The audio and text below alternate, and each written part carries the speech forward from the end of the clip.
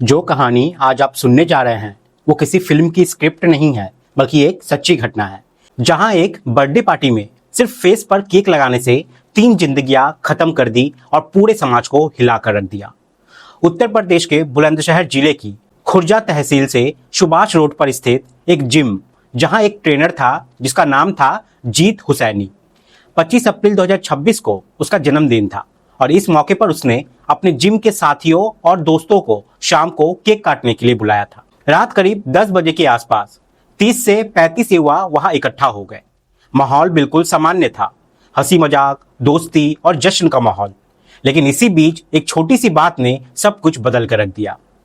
जीतू ने साफ कह दिया था कि केक काटेंगे, खाएंगे, लेकिन चेहरे पे नहीं लगाएंगे।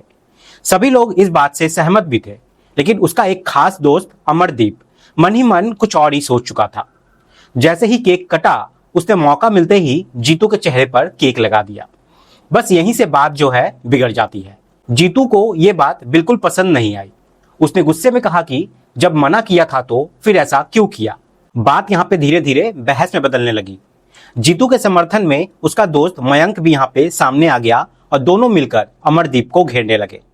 अमरदीप भी पीछे कहाँ हटने वाला था, उसने भी बराबरी से जवाब दिया। माहौल गर्म होता गया, लेकिन वहां मौजूद बाकी लोगों ने बीच बचाव किया और समझाया कि यह बहुत छोटी सी बात है, इसे यहीं पे खत्म कर देते हैं। आखिरकार सभी ने केक खाया और अपने अपने घर चले गए। लेकिन यह मामला यहीं खत्म नहीं हुआ। कुछ देर बाद एक दूसरी पार्टी की योजना बनाई गई, जिसमें सिर्फ खास दोस्तों को बुलाया गया। जगह चुनी गई एक पॉटरी फैक्ट्री, जहां शराब और बियर की पार्टी होनी थी। सभी को फोन करके बुलाया गया। अमरदीप को भी बुलाया गया, लेकिन उसने साफ मना कर दिया। उसने कहा कि अब वो नहीं आएगा। यहीं से मामला फिर से गर्म हो गया। जीतू ने इसे अपनी बेइज्जती समझा और बार बार फोन करके उसे बुलाने लगा। लेकिन जब अमरदीप नहीं माना तो बात जो यहाँ पे थी वो गाली गलौज तक पहुंच जाती है। दोनों के बीच फोन पर ही तीखी बहस होने लगती है और बात धमकियों तक पहुंच जाती है। अब ये मामला सिर्फ बहस का नहीं रहा, बल्कि अहंकार की लड़ाई बन चुका था। तय हुआ कि फिर से जिम में मिलकर बात की जाएगी। अमरदीप को लगा कि वे अकेले पढ़ सकता है, इसलिए उसने अपने चचेरे भाई मनीष को फोन किया और उसे बुला लिया। मनीष अपने साथ 21 साल के आकाश को भी लेकर वहां पहुंच गया। उधर जीतू भी अकेले नहीं था, उसके साथ मयंक और कई अन्य दोस्त भी मौजूद थे। दोनों पक्ष आमने सामने थे और माहौल बेहद तनावपूर्ण हो चुका था। लेकिन इससे पहले कि कोई बातचीत यहाँ पे शुरू होती, अचानक गोलियां चलने लगी। कुल 8 गोलियां चलाई गई। सबसे पहले मनीष को निशाना बनाया गया, जिसे इस झगड़े से कोई सीधा लेना देना ही नहीं था। उसे 4 गोलियां मारी गई, एक हाथ में, एक चेहरे को छूते हुए, एक कमर में और एक सिर में, और वो वहीं पे गिर पड़ा। उसकी मौके पर ही मौत हो गई। इसके बाद अमरदीप को 2 गोलियां मारी गई, एक सीने में और एक सिर में, और वो भी वहीं पे ढेर हो गया। तीसरा युवक आकाश भी यहाँ पे नहीं बच सका। उसे भी 2 गोलियां मारी गई, एक चेहरे पर और दूसरी कान के पास, और उसकी भी मौके पर ही मौत हो जाती है। कुछ ही पलों में जिम के अंदर 3 लाशें पड़ी थी और वहां भगदड़ मच जाती है। जो माहौल कुछ देर पहले जश्न का था, वहां अब खून से सना हुआ 3 लाशें पड़ी हुई थी। घटना के बाद जब परिवार वालों को सूचना मिली तो वे तुरंत मौके पर पहुंचे और तीनों को अस्पताल ले जाया गया, लेकिन डॉक्टरों ने उन्हें मृत घोषित कर दिया। कुछ ही घंटों में ये खबर पूरे इलाके में फैल गई और फिर सोशल मीडिया के जरिए पूरे प्रदेश और देश में वायरल हो गई। हर कोई हैरान था कि क्या सिर्फ चेहरे पर केक लगाने जैसी छोटी सी बात से इतनी बड़ी वारदात हो भी सकती है क्या। पुलिस ने जांच शुरू कर दी, कई टीमें गठित की गई, लेकिन लोगों के मन में एक ही सवाल था, आखिर ये सब हुआ कैसे और क्यों। घटना के बाद पूरे इलाके में दहशत और आक्रोश का माहौल था। जैसे ही ये खबर फैली कि एक ही परिवार से जुड़े 3 युवक की गोली मारकर हत्या कर दी गई है, लोगों का गुस्सा यहाँ पे फूट पड़ता है और डर भी साफ नजर आने लगता है। परिवार वालों का रो रो कर बुरा हाल था। जिन घरों में कुछ घंटे पहले तक हंसी खुशी का माहौल था, वहां अब मातम पसरा हुआ था। जब तीनों शव अस्पताल से वापस घर लाए गए तो वहां का दृश्य बेहद दर्दनाक था।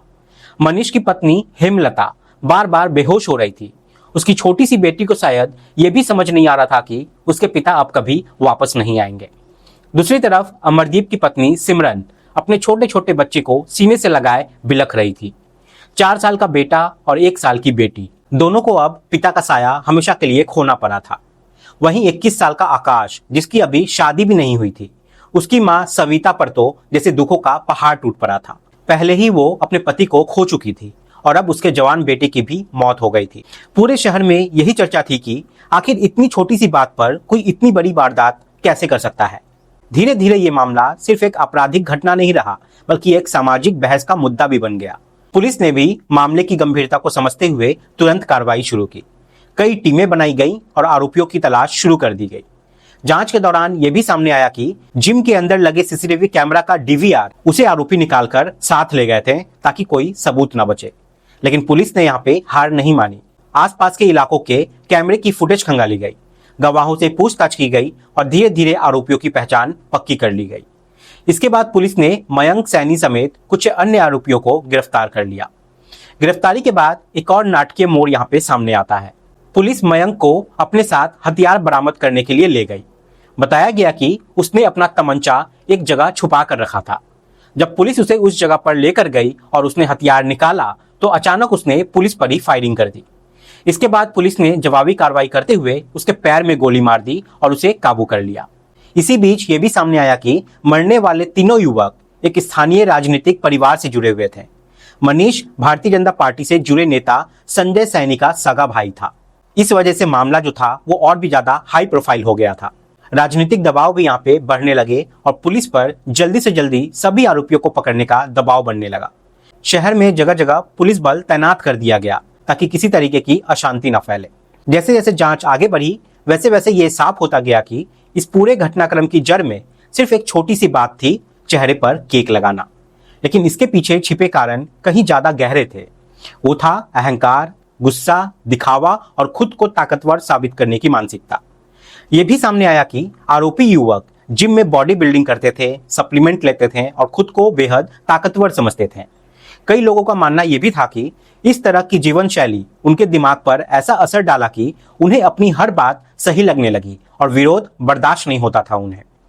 इस पूरे मामले में सबसे दुखद पल यही रही कि जिन लोगों की जान गई उनमें से कुछ का इस झगड़े से सीधा कोई लेना देना था ही नहीं।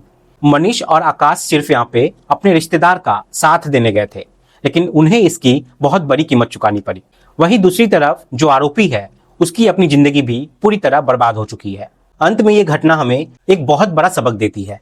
गुस्से में लिया गया एक गलत फैसला सिर्फ एक पल में कई जिंदगियां खत्म कर सकता है। छोटी छोटी बातों को अगर समय रहते संभाल लिया जाए तो बड़े हादसे से बचा जा सकता है। जरूरत है समझदारी की, धैर्य की और सही दिशा में सोचने की। आप सभी यहाँ पे सतर्क रहें, सावधान रहें। जय हिंद, जय भारत।